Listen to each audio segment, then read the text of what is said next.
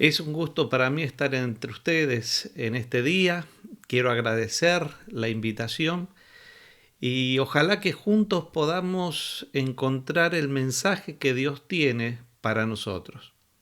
El tema de hoy lo he titulado Tempestades. Tempestades que vienen en la vida, tempestades que nosotros podemos a veces tenemos que soportar, a veces porque las hemos provocado nosotros y otras veces porque otros han provocado las tempestades y otras veces porque la vida misma nos trae tempestades, conflictos, situaciones difíciles que nosotros en las cuales tenemos que remar. Y es por eso que quiero abrir la palabra de Dios en Mateo el capítulo 14. Ahí vamos a encontrar una historia muy simple, una historia que sin duda casi todos ustedes han podido leer, escudriñar, estudiar por mucho tiempo y seguramente han escuchado muchos sermones y meditaciones con respecto a esto.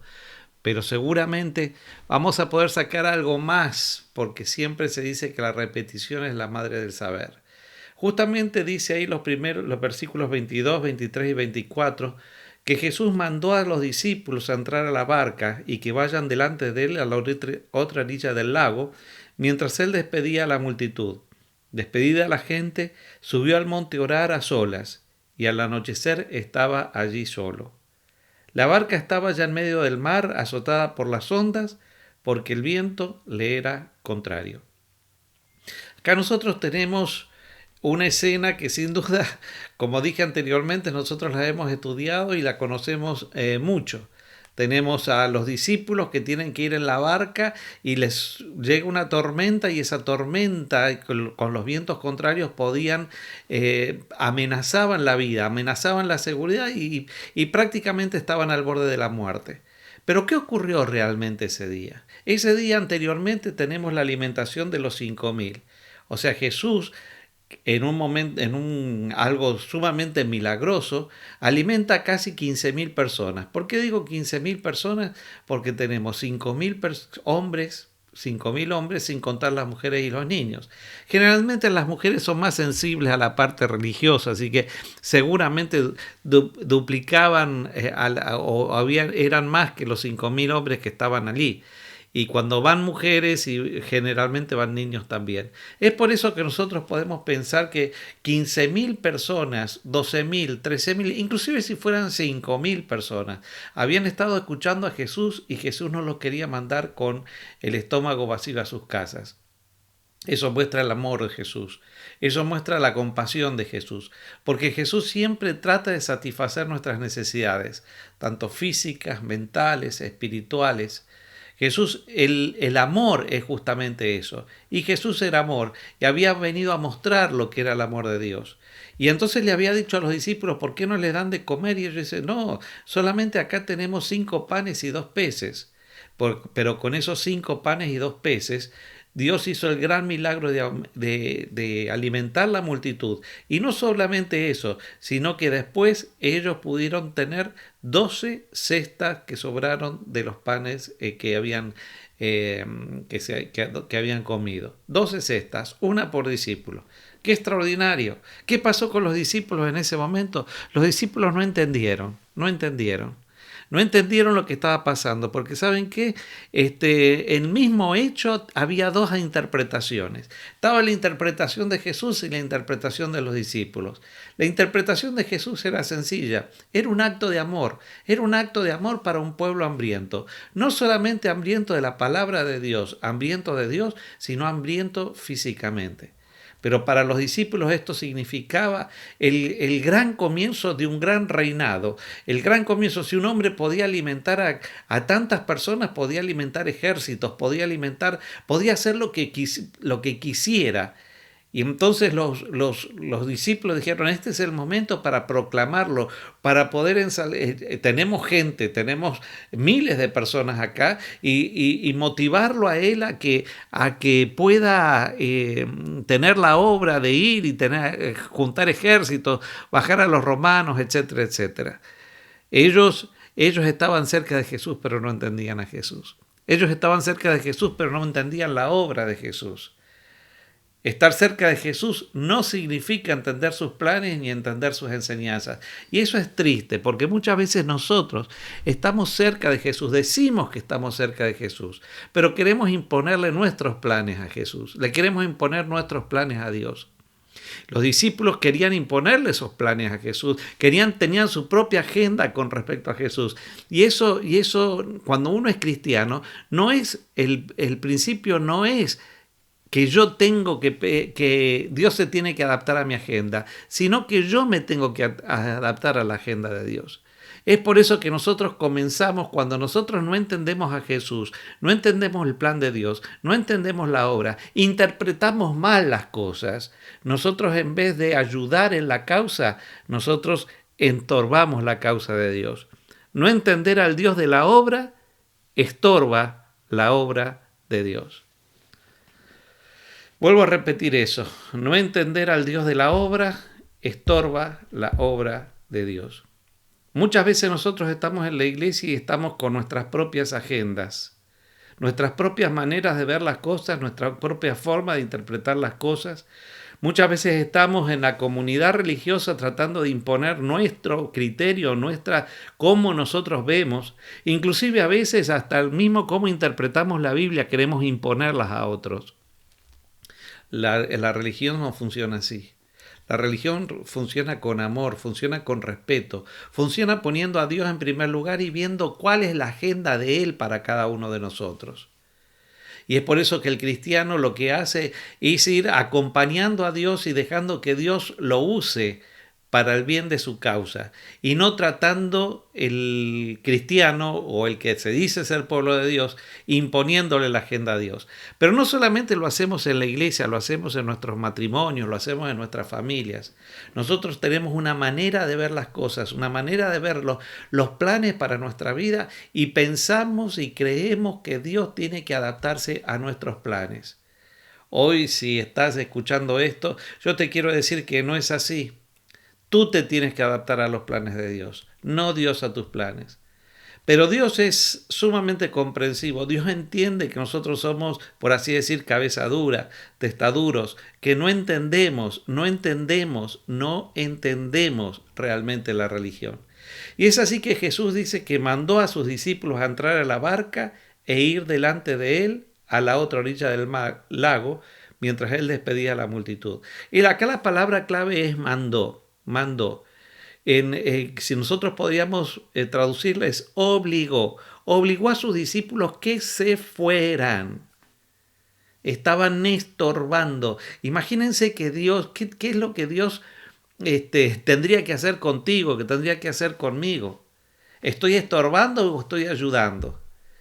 Qué triste debe haber sido para Jesús decirle a sus colaboradores más íntimos: miren, váyanse, por favor, no los necesito acá, váyanse.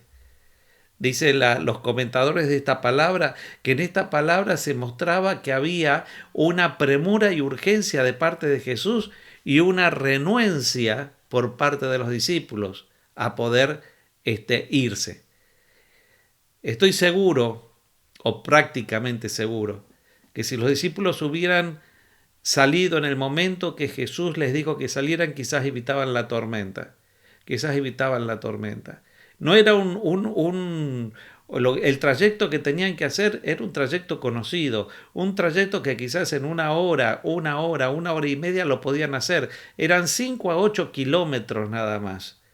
Ellos demoraron 8 horas en hacer esos 5 a 8 kilómetros, que era cruzar de una orilla a otra. El mar de Galilea no era un mar, se le dice mar, pero es un lago de agua dulce. No es mucho más grande que la mayoría de nuestros lagos acá en la Florida, los 7.700 lagos que nosotros tenemos. Yo tengo acá a unas cuadritas de casa un lago, el lago Apopka, que es apenas un poquito más chico que el mar de Galilea. Era un trayecto fácil, un trayecto corto, y la mayoría de ellos tenían barcos, sabían cómo navegarlo. Es más, era el lugar donde ellos siempre estaban pescando. Pero ¿saben qué? Yo te voy a decir una cosa, que cuando una iglesia, Vamos a empezar distinto. Cuando una vida, cuando un matrimonio, cuando una familia está sin Jesús, todo se vuelve más complicado. Todo se vuelve más complicado. No es fácil vivir sin Jesús. No es fácil cruzar los lagos de esta vida sin Jesús. Y ahí vemos la iglesia de Jesús embarcándose sin Jesús en un lago que prácticamente los iba a devorar, por así decirlo. Y vemos acá en estos versículos que Jesús los despide, se va, le dice, mejor dicho, los obliga a irse, después despide a la gente y él está solo orando mientras los discípulos están luchando solos contra la tempestad. Yo te voy a hacer una pregunta. En tu lago de la vida, ¿con quién lo estás atravesando? Porque no significa que nunca vamos a tener tempestades. Los discípulos tuvieron tempestades inclusive hasta con Jesús en la barca. Pero te puedo asegurar que cuando estás contrariado, cuando tu mente está lejos de Jesús, tu vida no solamente se va a hacer más difícil, sino que va a haber tempestades en tu vida, tempestades en tu matrimonio, en tu familia, tempestades en una iglesia, que muchas veces decimos que es de Jesús y el que menos está ahí es Jesús. Marcos 6:52 dice que ellos no habían entendido el milagro de los peces y su corazón estaba endurecido. O sea, era una iglesia de Jesús, sin Jesús, con corazones endurecidos. Y eso sí o sí es tempestad. Eso sí o sí es prácticamente estar al borde del hundimiento, el cruce que tenemos que hacer en esta vida. Dice ahí que el viento les era contrario. El viento les era contrario. Todo en la vida es más difícil. Dice que Jesús, en Marcos dice que Jesús lo vio remar con gran fatiga. O sea, esos hombres experimentados del mar, esos hombres que eran unos pescadores avesados, esos hombres que habían cruzado varias veces ese mar, les costaba poder salir adelante y salir a flote. Eso nos tiene que hacer reflexionar a nosotros. Porque esto no está escrito acá para que nosotros meramente contemos la historia. Es para poder entender lo que pasaba en el mar, es lo que pasaba en su mente. Lo que pasaba en el mar, cuando tú quieres imponerle a Dios una agenda, te quedas sin el Dios que puede dirigir tu vida. No es que Dios respeta, Dios lo que quiere es darte su agenda para tu vida. Y cuando tienes su agenda para tu vida, Él va a estar en medio de las tempestades. Él va a estar caminando a ti contigo en el valle de sombra de muerte.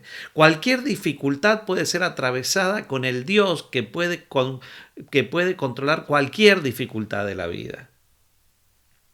En medio de esta desazón, en medio de esta fatiga, en medio de este zarandeo que estaba sufriendo la iglesia de Jesús en este mar, aparece, dice la Biblia en el versículo 25, a la cuarta vela de la noche, o sea, entre 3 y 6 de la madrugada, Jesús fue a ellos caminando sobre el mar. Jesús fue a ellos caminando sobre el mar. Qué interesante esa expresión. Jesús fue a ellos. Jesús los vio. Marcos dice que los vio. Desde el lugar donde él estaba orando, los vio remar con gran fatiga. Él vio cómo no podían contra la tormenta de la vida. Y él fue a ellos. Porque esa es la esencia de Dios. Porque de tal manera amó Dios al mundo que envió a su Hijo unigénito para que todo aquel que en él cree no se pierda, mas tenga vida eterna. El mar y la tempestad y la barca también simbolizan el mundo en medio del universo. El mundo en medio del universo donde Jesús vino a este mundo a rescatarnos de la tempestad. No hizo calmando la tempestad, sino que Él entró en este mundo para caminar en la tempestad, para caminar entre nosotros en la tempestad. Dice la Biblia que Jesús es Emmanuel, Dios con nosotros. Dice la Biblia, y llegado el cumplimiento del tiempo, Dios envió a su Hijo. La salvación siempre es una iniciativa divina. La salvación siempre es Dios buscando al hombre y no el hombre buscando a Dios. El hombre muchas veces en las tempestades de la vida no es que busca a Dios, sino que quiere que Dios le ayude para poder realizar sus deseos y sus planes en medio de la tempestad. Pero no es que lo busca para poder satisfacerse de él mismo y decir, con Dios yo ya tengo todo a pesar de que todo el mundo se caiga encima mío. No. Es Dios el que siempre viene, es Dios el que siempre se ofrece, es el Dios el que está a la puerta y llama y dice, aquel que oye mi voz y abre la puerta, yo cenaré con él y él conmigo. Eso es la salvación.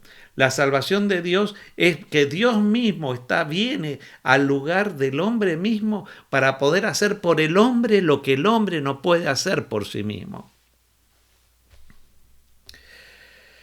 Al verlo, dice el versículo 26, al verlo andar sobre el mar, los discípulos se turbaron y asustados gritaron, fantasma, fantasma. Qué interesante.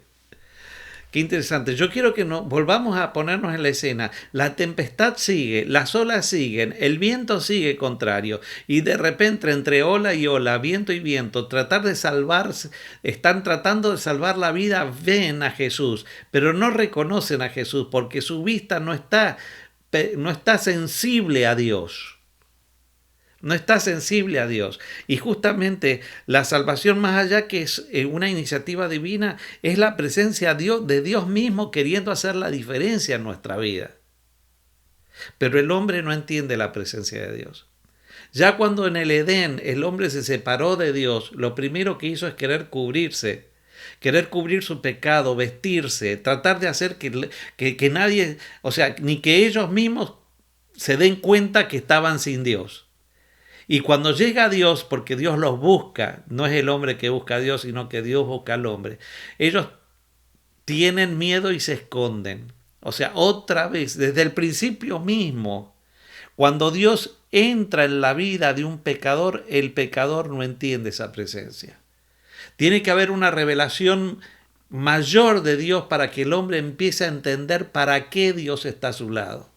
Muchas veces nosotros tenemos, cuando pensamos en la presencia de Dios en nuestra vida, por cuestiones tergiversadas que nos han enseñado a veces a través del tiempo, pensamos que Dios viene a castigar, que Dios viene a destruir, que Dios viene a juzgar y que me voy a perder. ¿Qué pasaría si viene Dios y está en este momento y te ve y en este momento? Dios nunca está para matar, Dios nunca está para castigar, Dios no vino al mundo para condenar al mundo, no vino a condenar. Eso lo dice la Biblia. Pero nosotros, si tenemos ese Dios tergiversado, sí que vamos a tener miedo. ¿Qué es el miedo? ¿Qué es el miedo? El miedo es un grado superlativo de ansiedad. Son sentimientos de desconfianza que puede ocurrir algo contrario a lo que yo deseo.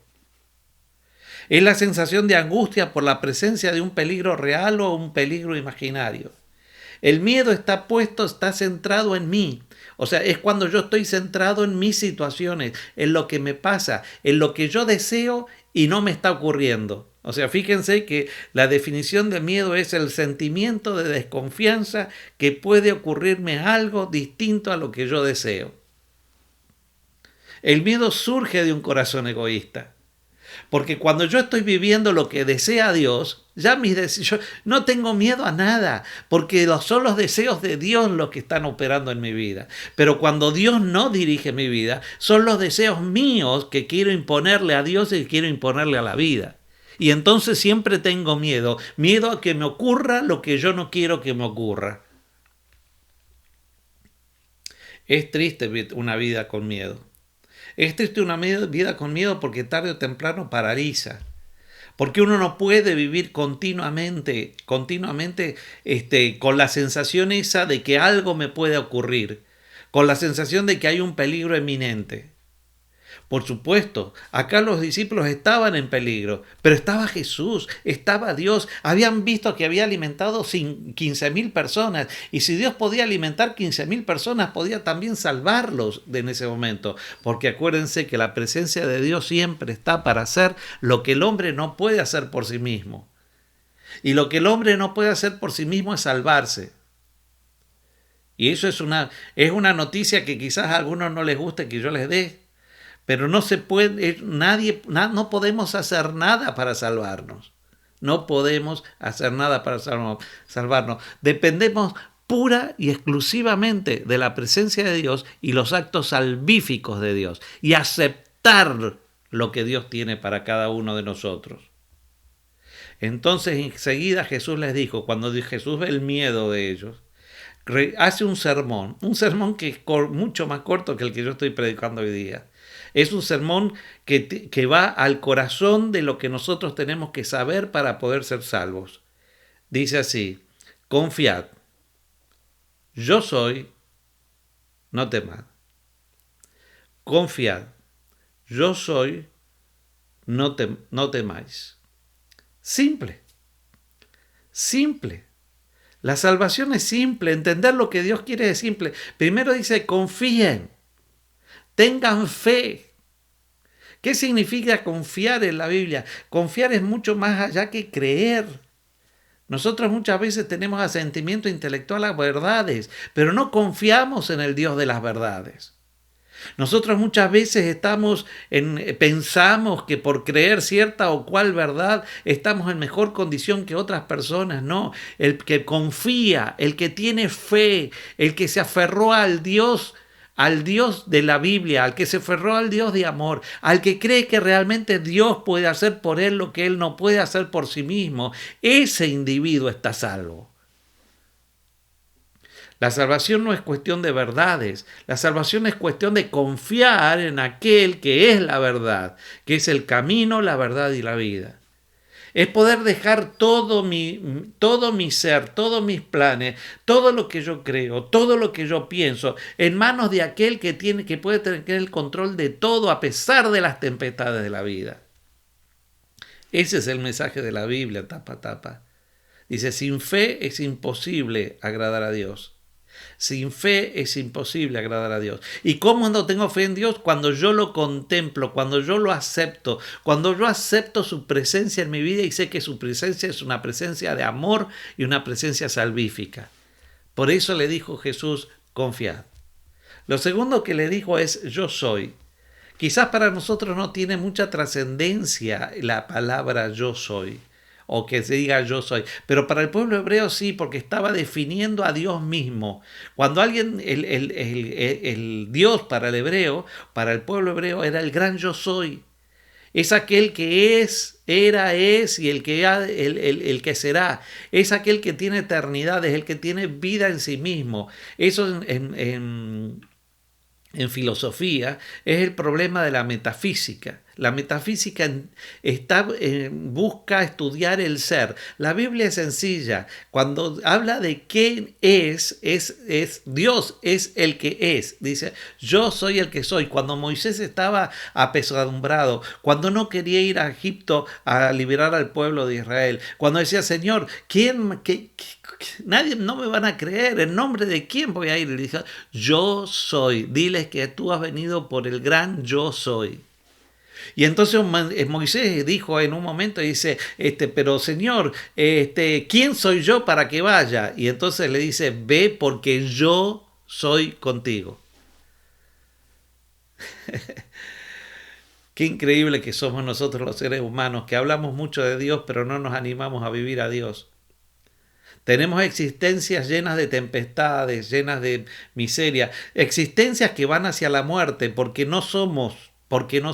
Cuando nosotros somos, cuando estamos con el gran yo soy. Cuando confiamos en el gran yo soy, nosotros pasamos a ser. Nosotros pasamos a tener identidad. Nosotros pasamos a tener eternidad. Nosotros pasamos de muerte a vida. Nosotros ahí realmente somos. Jesús le estaba diciendo, y Jesús te está diciendo hoy, si estás con problemas en tu vida personal, si estás con problemas en tu vida matrimonial, si estás con problemas en tu vida familiar, si hay problemas en la iglesia, si hay situaciones como las que está viviendo el mundo del virus, etcétera, confiad, no teman. Tengan ánimo, tengan ánimo. Confiad significa también tengan ánimo, tengan ánimo. Yo estoy con ustedes. Y cuando Dios está con nosotros no hay ni la muerte, ni la vida, ni ángeles, ni principados, ni potestades, ni lo alto, ni lo porvenir, ni lo alto, ni lo bajo. Nada nos puede separar del amor de Cristo. Si Dios con nosotros, dice la Biblia, ¿quién contra nosotros? Pero no lo creemos. Confiad, yo soy. Dice la Biblia que cuando moriréis en vuestros pecados, si no creéis que yo soy. Que yo soy. En Juan 8:28, si me permiten que lo busque rápidamente, dice lo siguiente. Dice, Jesús agregó, cuando hayáis levantado al Hijo del Hombre, entonces sabréis que yo soy. Justamente la cruz del Calvario, que es la máxima expresión de lo que Dios hizo por una raza humana que no podía salvarse a sí misma, estaba mostrando que ahí, cuando Él iba a ser levantado, iba a ser el gran yo soy. Ahí nos íbamos a dar cuenta que sin Él no somos. Y si yo confío, y yo sé que Dios mismo, con su presencia salvadora, está conmigo, entonces viene la tercera declaración del gran sermón de Jesús, que dice, no tengas miedo, no temas. ¿De qué vamos a temer? Si Dios está con nosotros, ¿quién nos puede hacer algo? Justamente el miedo se diluye porque ya no son mis deseos, sino son los deseos de Dios. El miedo se diluye porque ya no estoy concentrado en los peligros, estoy concentrado en el Dios que controla los peligros. El punto es que cuando yo no confío, mi vista está puesta en lo que me pasa, en las situaciones de la vida. Y ahí está el gran punto, y ahí está el problema de nuestra existencia, es que no entendemos dónde tenemos que estar concentrados. Por supuesto que todo cristiano dice, no, yo creo en Dios, yo esto, pero no, usted tiene que analizar sus propias oraciones, y si sus propias oraciones están continuamente mencionando lo que a usted le pasa, significa que no entendió lo que Dios es para usted, o que no entendió a Dios. Porque cuando nosotros estamos concentrados en Dios, nuestras oraciones son para alabanza y gratitud, no tanto para estar presentándolo a Dios las situaciones que quiero que Él cambie, porque ahí ya son mis deseos, no son los deseos de Dios, sino si hay situaciones, tempestades que están al lado nuestro, tempestades que nosotros no podemos controlar, pero estamos con Dios y entendemos su presencia, lo que hacemos es alabarlo en medio de la tempestad y querer que Él igualmente su voluntad se cumpla en el medio del valle de sombra y de muerte. Después de este sermón hay una reacción inmediata de alguien del público. Es como si Jesús hubiera hecho un llamado. Y entonces dice que Pedro vio el bien, entonces Pedro le dijo, Señor, si eres tú, manda que yo vaya a ti sobre el agua. Y Jesús le dijo, ven. O sea, qué extraordinario. Ojalá que los que predicáramos sermones la gente pueda entender el mensaje del sermón, que rápidamente la persona pueda decir, yo quiero ir hacia Jesús. Yo quiero ir hacia Jesús. Y acá la respuesta de Pedro es maravillosa, más allá de su temperamento, más allá de lo que siempre decimos que era impulsivo, por así decirlo. Pero ahí él dice Señor primero, Señor, Kyrios. En la Biblia Kyrios significa un soberano que tiene una soberanía benéfica, alguien que tiene una soberanía benéfica sobre algo. Él lo reconoce como el Señor dador de bendiciones. La otra palabra contraria a Kyrios es despotés, que significa justamente alguien que ejerce una soberanía pero autoritaria y maléfica. De ahí la palabra déspota. Pero acá cuando él ve el mensaje de Jesús, confiad, yo soy, dice, Señor, yo me pongo bajo tu sombrilla. Tú eres mi Señor. Yo quiero que tú ahora controles mi vida. Y si tú controlas mi vida, dice ya, en realidad la traducción tendría, Señor, puesto que tú eres, manda que vaya hacia ti. Y esa es la esencia de la religión, es ir hacia Jesús. Él entendió el mensaje. Yo no lo critico a Pedro por haber querido caminar en el agua. Es más, no es que estaba queriendo caminar en el agua. Él quería estar más cerca de Jesús. Y sabes que cuando tú quieres estar más cerca de Jesús, aunque no entiendas todas las cosas, y le pides a Dios y lo reconoces como soberano en tu vida, y quieres ir hacia Jesús, Jesús te va a decir que vengas. Porque Él le dijo, ven, y Jesús le dijo, ven, y Pedro descendió de la barca y anduvo sobre el agua en dirección a Jesús. Y Pedro le dijo, quiero ir, y Jesús le dijo, ven, y dice, y él pudo bajar, caminar sobre el agua en dirección a Jesús. La tormenta seguía, las olas seguían, el viento seguía, el agua seguía entrando en la barca. Ahora Jesús en medio de todo esto, porque yo quiero que entendamos que acá Jesús no vino y calmó en la tempestad para que Pedro pueda bajar y caminar hacia él. No, seguían las olas estando, seguía el viento estando, seguía toda la agitación del mundo. Pero ¿sabes qué? Cuando tú vas a Jesús, tú vas seguro. Cuando tú vas a Jesús, dice, puesto que tú eres, manda que yo vaya hacia ti. El proceso de la vida es siempre un caminar hacia Jesús. Y ese es el proceso de la santificación. La santificación es un proceso de transformación donde yo puedo caminar encima del agua. Yo hago lo que nadie puede hacer en medio de las tempestades porque hay un poder que está conmigo. Pero ¿saben cuál es la clave de la santificación? No es que yo estoy concentrado en lo que estoy logrando, sino que estoy concentrado hacia quién estoy yendo.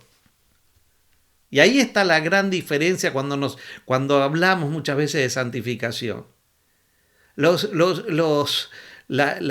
Muchos miembros de iglesia y que se ponen a discutir cómo tienen que ser aquel pueblo que está en los últimos tiempos y empiezan a hablar que tienen que son así, comen así, se visten así, van para allá, entran para acá, salen por acá, entran. No. La Biblia no describe el pueblo de los últimos tiempos así. Apocalipsis dice, siguen al Cordero por donde quiera que va. Han lavado sus ropas en la sangre del Cordero y lo siguen por donde quiera. Ese es el pueblo del Apocalipsis. No es un pueblo de conductas perfectas. No es un pueblo, sino es un pueblo que va siempre caminando hacia donde está Jesús. Y si Jesús se mueven con Jesús. Y lavan sus ropas, o sea, ellos no son perfectos porque no hacen nada equivocado, sino que son perfectos porque aceptan lo que Dios hizo por ellos y lo que Dios hizo que ellos no podían hacer. Es por eso que Pedro camina en el mar. Es por eso que es capacitado para caminar en el mar, porque él estaba concentrado en el objetivo, y el objetivo era estar con Jesús, en Jesús y mirando a Jesús. Es el cristocentrismo el que nos hace una iglesia victoriosa. Somos justificados por fe porque nosotros aceptamos la obra de Cristo. Y somos santificados y transformados por fe porque seguimos viendo a Jesús y no nos vemos a nosotros. En el momento que nosotros comenzamos a vernos a nosotros y nuestros logros o lo que pasa a nuestro alrededor, estamos perdidos. Estamos perdidos. Y Jesús y dice que Pedro descendió de la barca y anduvo en el arca en dirección a Jesús. Andaba para ir a Jesús. ¡Qué experiencia extraordinaria! Yo te pido hoy que si estás en esa barca de tu vida, en esa barca de tu matrimonio, en esa barca de tu familia, en esa iglesia con problemas, lo único que tienes que hacer es pedirle a Dios caminar hacia Él. No hay otra. No hay otra. Y dice acá Siempre hay un pero, ¿no? Siempre hay un pero. Y gracias a Dios por este pero, porque nos va a hacer entender cosas que son extraordinarias para entender en la vida religiosa. Pero cuando Pedro vio el viento fuerte, tuvo miedo y empezó a hundirse. Entonces gritó, Señor, sálvame. O sea, acá hay un pero. Él estaba caminando en virtud de que el objetivo tenía en su vista a Jesús. Pero cuando cambia la dirección de la vista, ¿de qué le valió caminar sobre el agua? Absolutamente nada. Inmediatamente comienza a ahogarse. Y acá no es como el otro día estaba viendo con mi nietita un dibujito animado justamente sobre Pedro y este hundimiento, y Pedro bajaba así lentamente, lentamente en el dibujito animado. No, no. Seguían las olas, cuando ve el viento fuerte dice que tiene miedo, o sea, de nuevo ahora el patrón soy yo. El miedo, acuérdense que es el sentimiento de desconfianza de que me ocurra algo contrario a lo que yo deseo. O sea, estoy ya, no quiero morirme. E inmediatamente pierde de vista a Jesús que lo hacía caminar sobre el mar y comienza a hundirse. Pero no es un hundimiento así en cámara lenta. Cuando uno se hunde todo. Y a lo sumo él puede haber estado manoteando porque era un pescador con experiencia. Y salía y tragaba agua, etcétera. La muerte es por asfixia. Cuando te estás ahogando, la muerte es por asfixia y hay una desesperación. Yo no sé si alguna vez te metieron dentro de una piscina, dentro de un pool y no te dejaban salir y tú te empezaste a desesperar y hasta desesperar hasta que te soltaron y tú sales afuera y sientes que estabas al borde de la muerte. Morir por asfixia y ahogamiento es terrible, es terrible. Es ahí donde cuando alguien te tiene que salvar o viene alguien a salvarte, tú no tienes que hacer nada, porque si tú en la desesperación haces algo, entonces puedes inclusive hundir también a aquel hundir a aquel que te está salvando. O sea, el que quiere ser rescatado de ser ahogado tiene que no hacer nada. Tanto es así que el que viene a salvarlo a veces tiene que pegarle una trompada, pegarle para dejarlo inconsciente para que él pueda ser salvado y no interrumpir el proceso de salvación. Por eso te digo que no hagas manotazo de ahogado, porque cuando Dios te viene a salvar, tienes que confiar que Él te puede salvar. Ahora yo voy a hacer un pequeño paréntesis acá.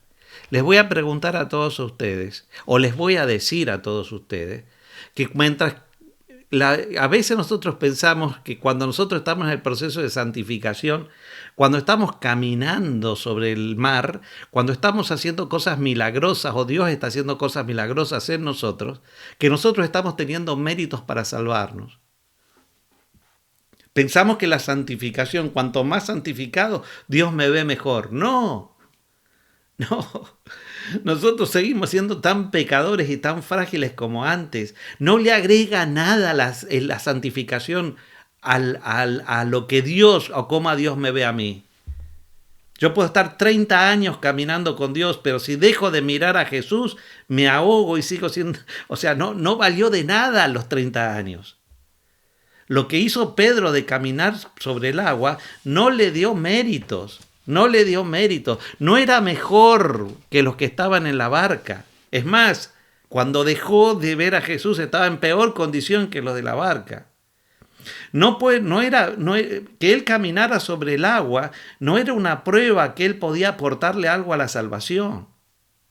No, era un resultado de haber aceptado una salvación. Él seguía siendo un hombre pecador en medio de una tormenta. Que hubiera caminado no lo convertía en superior a nadie. Que seamos santificados no nos quita que sigamos siendo pecadores y que necesitemos toda la gracia de Dios para poder salvarnos. En el momento que nosotros nos concentramos en nosotros, en otros, en las situaciones de la vida, volvemos a estar peor inclusive que cuando estábamos en la barca. Dios nos salva siempre estando muertos en nuestros delitos. Dios nos salva siempre en medio del ahogo. Nosotros dice que estamos enfermos de pie a cabeza. No hay justo ni aún uno. Estamos destituidos de la gloria de Dios. Dios nos salva siendo enemigos. Entendámoslo de una vez por todas. Inclusive cuando Dios nos salva y comenzamos a caminar en ese proceso donde la vista está siempre puesta en Dios, porque el Espíritu, dice la Biblia, que su obra es ensalzar a Jesús. Por lo tanto, si yo estoy siendo santificado, lo que yo más contemplo es a Jesús. Y cuanto más contemplo a Jesús, más necesito de su gracia y de su favor. Porque veo mi verdadera condición. Y entonces cuando yo entiendo eso, Dios tiene capacidad no solamente de salvarme, sino también de santificarme por fe. Y santificarme por fe, vuelvo a repetir, no es ser mejor que otro. No es comer distinto a otro. No es vestirse distinto a otro. Santificarse es estar cada vez más consciente de Jesús. Y mientras sí voy caminando, pero lo que lo ven son los demás los que ven con lo que yo estoy haciendo. No soy yo. Yo no me puedo predicar a mí mismo. Dejemos de predicarnos a nosotros mismos. Prediquemos a Jesús, que es eso lo que la gente necesita. Y ya para ir terminando con esta meditación, en el momento de esa gran desesperación, donde ya la muerte era más inminente todavía que cuando estaba en la barca, a pesar de haber caminado sobre el mar, él grita lo único que el hombre puede hacer, que es decir, Señor. Otra vez reconoce la soberanía de Jesús y de Dios como el gran yo soy. Señor, sálvame. No había otra esperanza. No había nada que lo pudiera salvar a Pedro. No había ningún salvavidas, ninguna barca, ningunos otros discípulos. No podía hacer nada. Y cuando él grita, sálvame, entendiendo que todo viene de Dios y todo se hace a través de Dios, al instante, dice la Biblia, Jesús le tendió la mano y trabó de él. Yo no sé si estás en la barca en medio del mar o si estás caminando y has perdido de vista a Jesús. Pero ¿sabes qué? El grito que debes tener todos los días es: Señor, sálvame. Porque Dios va a trabar de ti todos los días. Todos los días. Mientras tú confíes plenamente en el gran yo soy, Dios va a trabar y va a disipar tus miedos. Al instante, Jesús lo trabó de él y le dijo: hombre de poca fe, ¿por qué dudaste? ¿Por qué dudamos? El mismo Jesús dio la respuesta: poca fe, poca confianza y a veces demasiada confianza en nosotros mismos y poca confianza en el Dios, el único que puede salvarnos. Y cuando subieron a la barca, recién ahí se calmó el viento. Deja que Dios calme el viento en el momento que Él quiera. Porque mientras estás con Él, estás seguro. Pero dice que todos los que estaban en la barca, que se habían ido enojados con Jesús, que se habían ido, no habían entendido nada, y no, como todos nosotros que generalmente no entendemos nada, se postraron, reconocieron a Dios en Jesús y dijeron: realmente, Él es el Hijo de Dios. La salvación es la mano extendida de Dios hacia el hombre. No lo que el hombre puede hacer por Dios, sino lo que Dios hace por el hombre. Y reconociendo su presencia, nos aferramos a su misericordia y lo reconocemos como Señor de señores, Rey de reyes, el gran yo soy. Y eso es adorar. Es cuando Dios, de aquí en más, gobierna mi barca gobierna mis tempestades. Yo voy con Él donde quiera que Él va y puedo caminar con Él por donde quiera que Él camine, sea tierra, sea agua, sea lo que sea. Dios te bendiga y te guarde, para que esta historia de hoy pueda hacerte reflexionar y puedas verte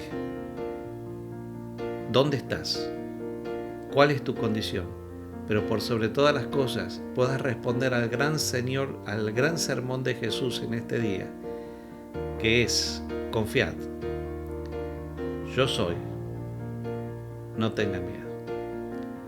Padre nuestro que estás en los cielos, te entregamos nuestras barcas, te entregamos nuestra tempestad. Queremos caminar hacia ti, caminar por donde sea, pero solamente con el objetivo de estar cerca tuyo. No queremos desviarnos ni a la derecha ni a la izquierda. No dejes que nunca nos enorgullezcamos de lo que tú haces con nosotros, sino que siempre estemos pendientes de lo que tú eres, y que nuestra vista nunca se desvíe de ti. Lo pedimos en el nombre de Jesús. Amén.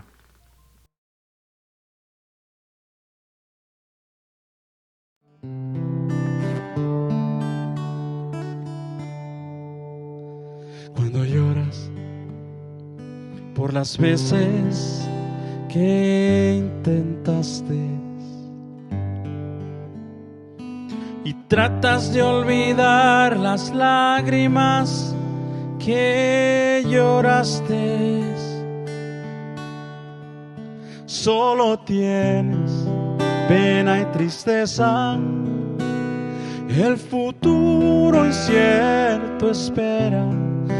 Puedes tener paz en la tormenta y puedes tener paz en la tormenta. Fe y esperanza cuando no puedas seguir, aun con tu mundo hecho pedazos, el Señor guiará tus pasos en paz, en medio de la tormenta.